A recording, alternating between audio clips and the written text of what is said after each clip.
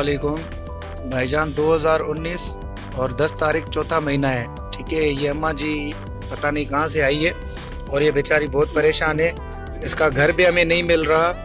और बराए मेहरबानी यार, अगर आपकी अपनी अम्मी का अगर आपको ख्याल है तो यार प्लीज़ ये शेयर ज़रूर करें और इसका पता करना है हमें कि इसका घर कहाँ है। बराए मेहरबानी यार प्लीज़ ये वीडियो शेयर करें और जितना हो सके ग्रुपों में भेजें, अपने भाई दोस्त जो भी आपके उनके सबके पास भेजें, ठीक है। मैं रिचर्ड सनीमा अब्बासी मोहल्ले से बात कर रहा हूँ, ठीक है। बंदर रोड साइड से मैंने अम्मा को रिसीव किया है, ठीक है। वहाँ पर ये बैठी हुई थी, बिल्कुल बेहोश की हालत में थी। वहाँ से मैंने अम्मा को उठाया अपनी गाड़ी में, ठीक है। ये अम्मा सिर्फ कलमा पढ़ रही है और ज़्यादा कुछ नहीं बता रही, कुछ भी नहीं बता रही।